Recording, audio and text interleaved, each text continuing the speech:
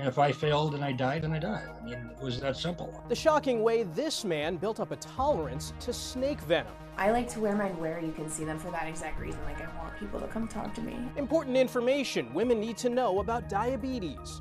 And as the weather warms up, a reminder to keep your skin safe this summer.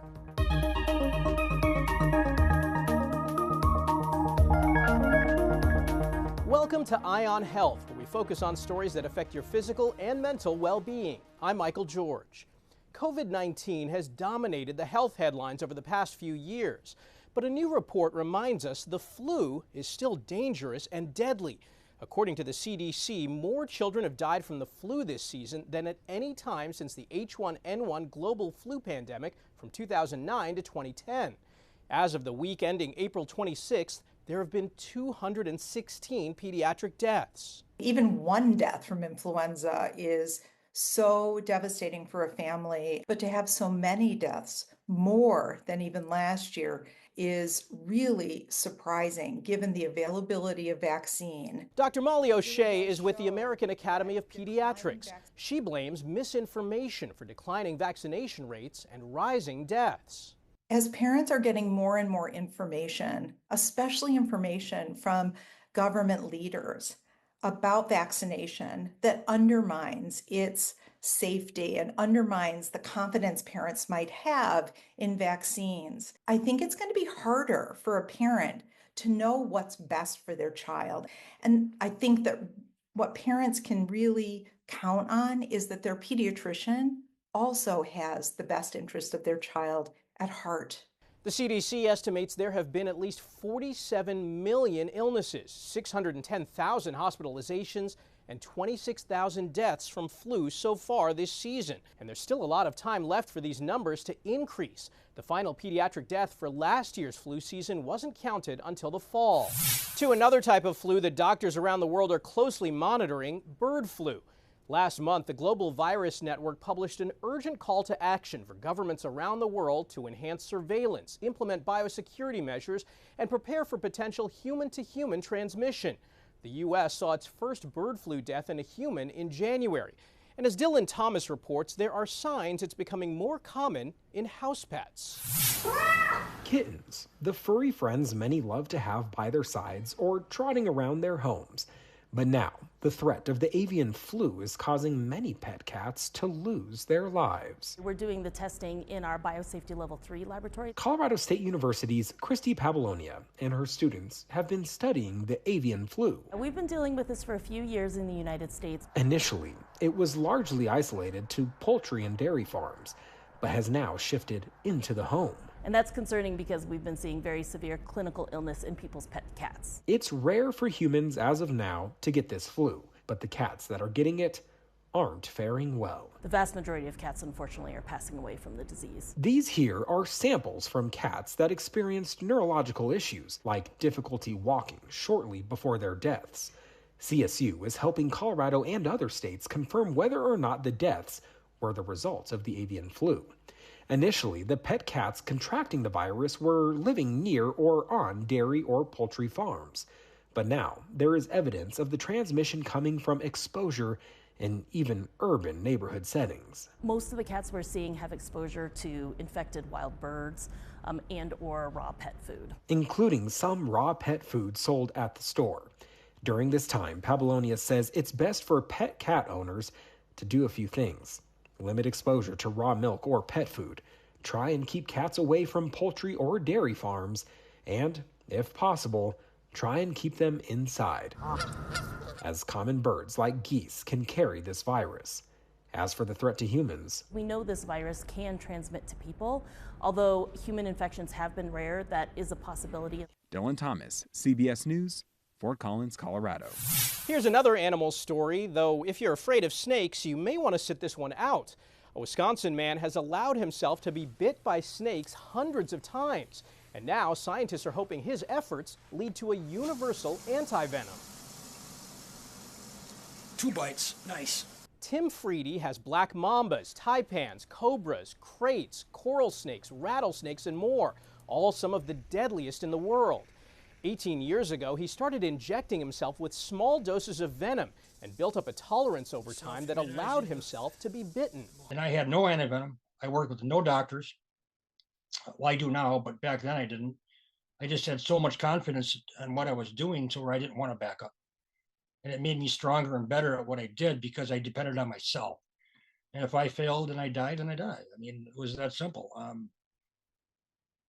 It became a lifestyle. Freedy soon realized he'd done something that needed to be studied. Just realized that people die from snake bite, and I wasn't dying.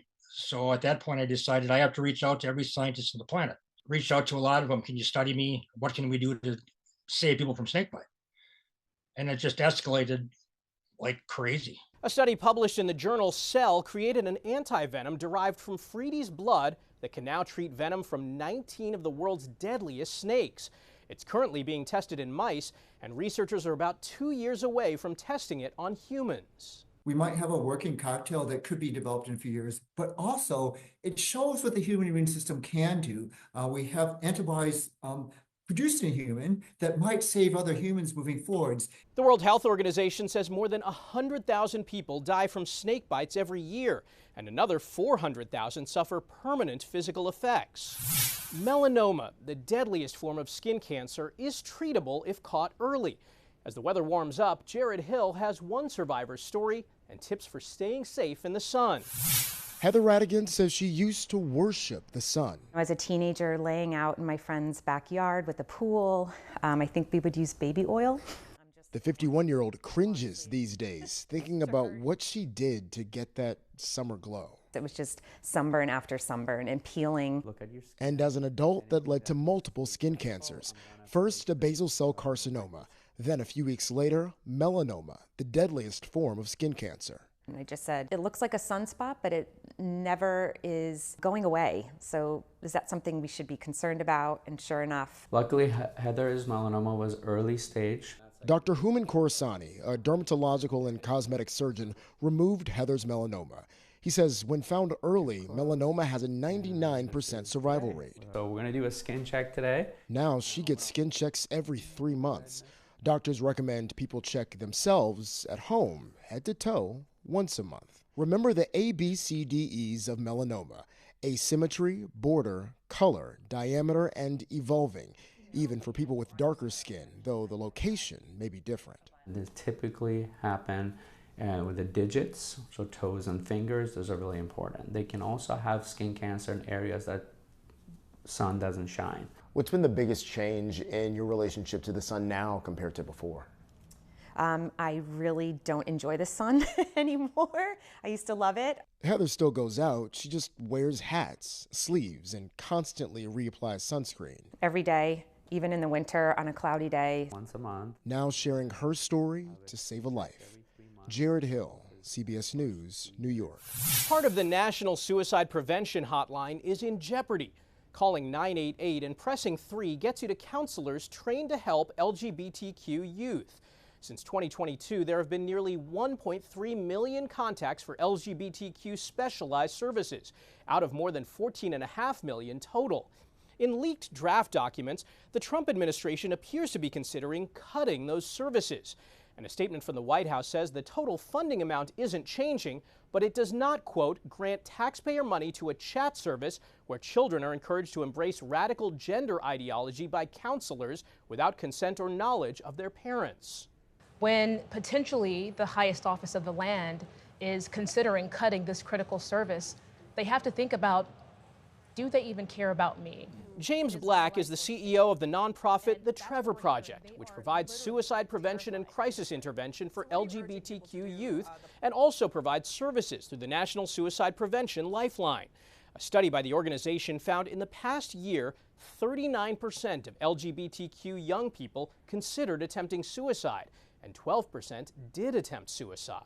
When a youth calls 988, an LGBTQ plus youth, and they hit press 3, oftentimes that's the first time that someone affirms them, that someone tells them that you deserve to live, that can actually de-escalate and save their lives. If the service is cut, LGBTQ people will be directed to a general counselor.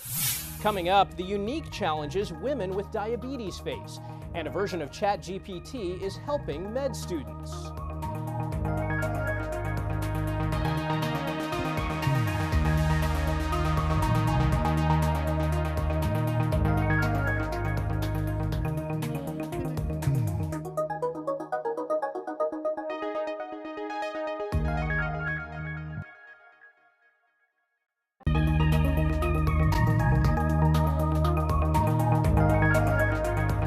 Welcome back. A New York medical school is embracing artificial intelligence to help train students.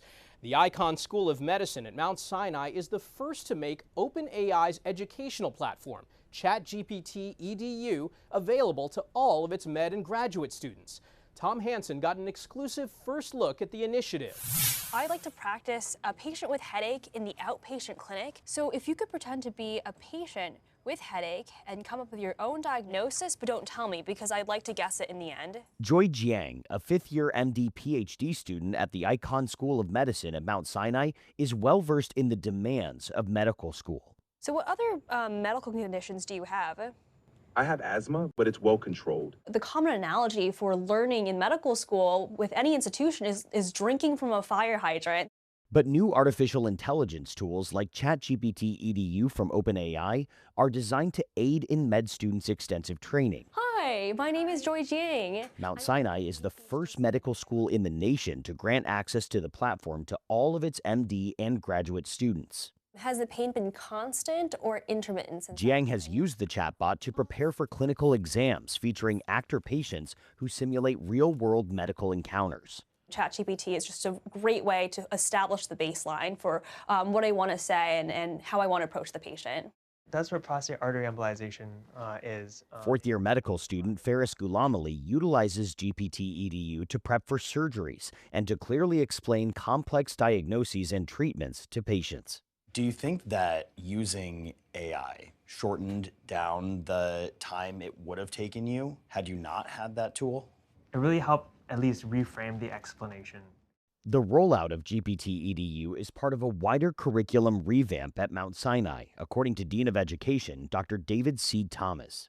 We know that students, faculty, that in medicine and medical education, that we're going to be using this tool exponentially going forward. And so it's our obligation to really teach students to be prepared for medicine in the 21st century, right, going forward.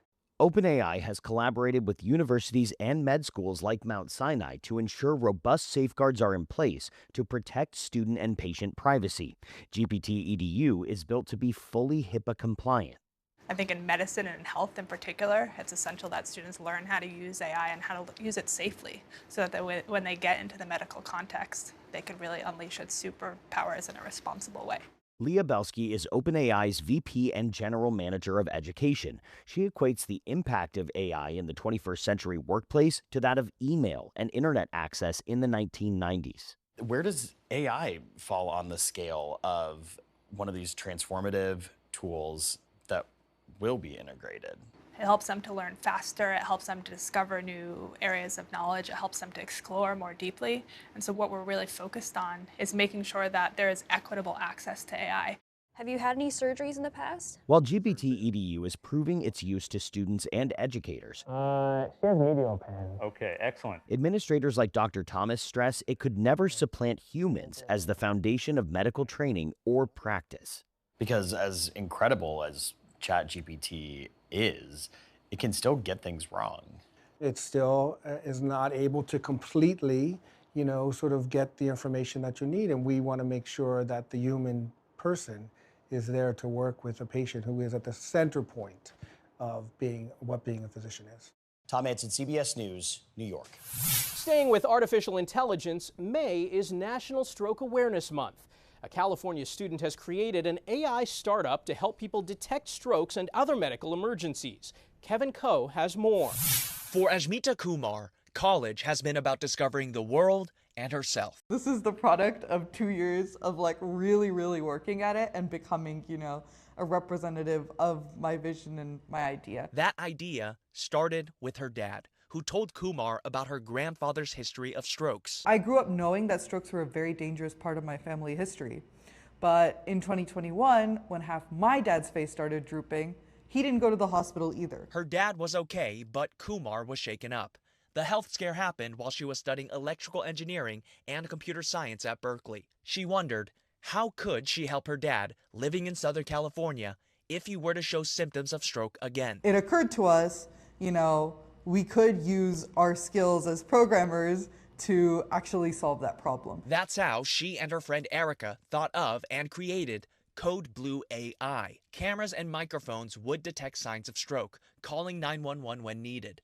This shows how it would be used in a Zoom call with a doctor. The idea is that people who are very high risk for stroke should be able to access this through their suite of devices. Code Blue AI would analyze speech and facial images every 30 seconds, monitoring for slurring or drooping. Patients do opt in, but they could be opening up privacy concerns they never thought about, according to Brandy Noneke, the founding director of the Citrus Policy Lab. I think it's great as long as people are opting in and they know what data is being collected, stored, and how it's used. In response to data privacy concerns, Kumar says the data is deleted as soon as the analysis is done. Our goal is just to make sure you're okay, right? Because we know what it's like. Code Blue is being tested in a 20-patient study at UCSF. Kevin Coe, CBS News. Living with type 1 diabetes can have a big impact on women over the course of their lives.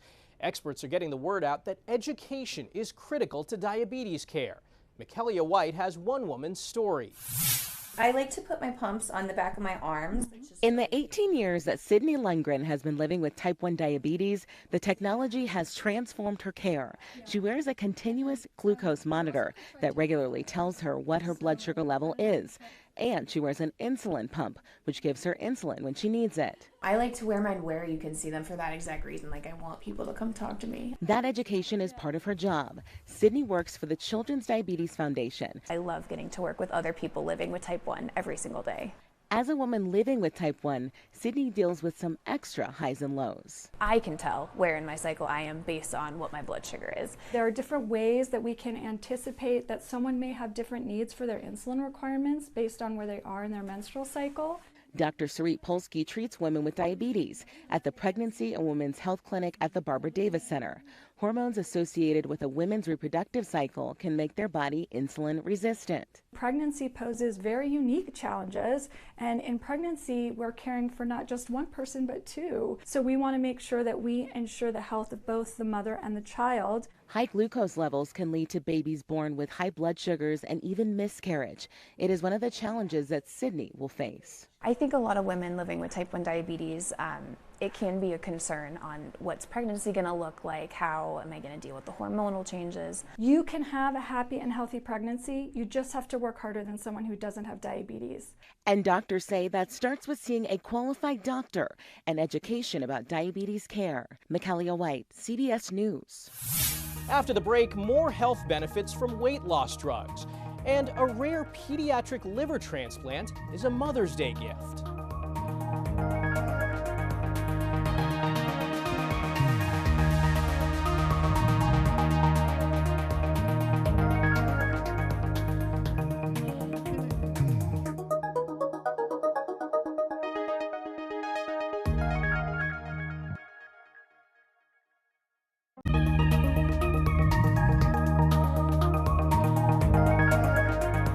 There's new evidence that the popular diabetes and weight loss drugs could also benefit people with a certain type of non-alcoholic fatty liver disease known as MASH.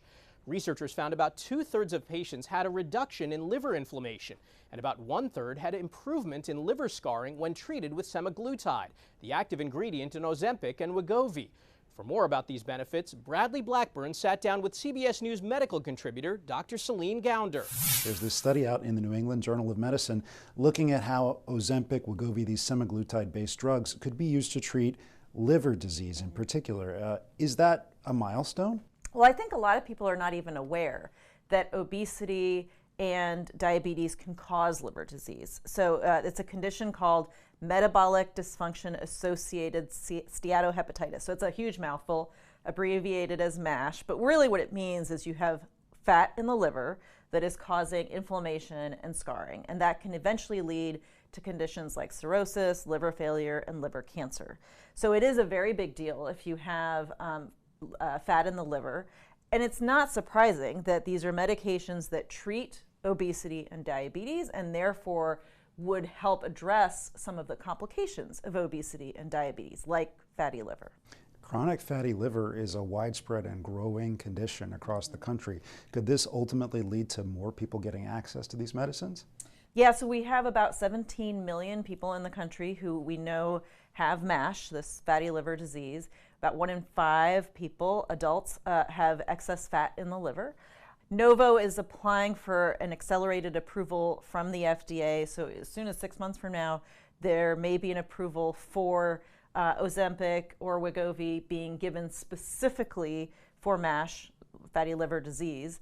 And that's really what will determine if insurance companies will cover it. In the meantime, doctors can already prescribe this off-label for that indication. Is broader insurance coverage more significant because compounded versions are now being phased out or eliminated? They're no longer authorized under emergency use. Right, so now that you don't have shortages of the brand name drugs, the compounding pharmacies were operating under a loophole that under shortages they could be selling this stuff. So they were selling it at a lower price point. There were definitely some safety issues with those. Some of them had various contaminants in them, so or were not what they said that they were, did not actually include active drug. But a lot of people are frustrated because they lost access to cheaper alternatives. I do think, having these additional indications will expand insurance coverage, will hopefully make them more accessible to the people who need them.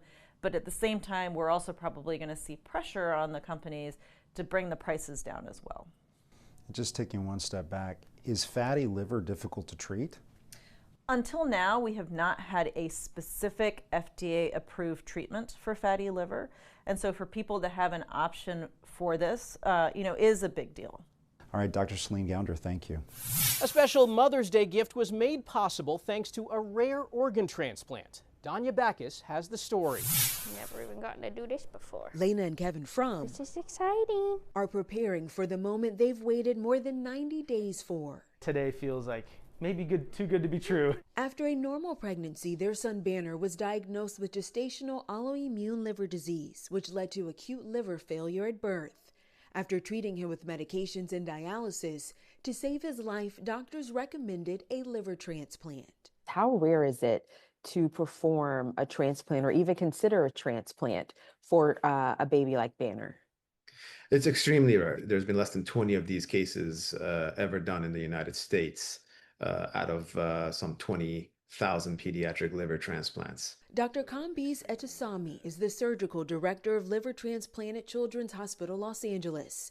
Banner was 15 days old when he received a liver from a deceased adult donor. We basically cut the liver into a larger and a smaller half. And in Banner's case, we had to even take the smaller half and cut it down even further to try and fit it into his belly. It has the ability to regenerate. And so it will continue to develop and grow with his body. After a long 2.5 months of recovery, Banner will be able to spend Mother's Day at home. It just feels like such a gift that without transplant and all these things, so like if this was a long time ago, he wouldn't have made it and we wouldn't be here and I wouldn't be able to celebrate Mother's Day happily. His parents have a checklist of all his medications. Sodium chloride. And with one final farewell from the nurses and medical team who cared for him, Banner and his parents take the much anticipated ride as a family of 3. We're gonna go home. Danya Backus, CBS News, Los Angeles. And that's Eye on Health for this week. I'm Michael George. Thanks for joining us and be well.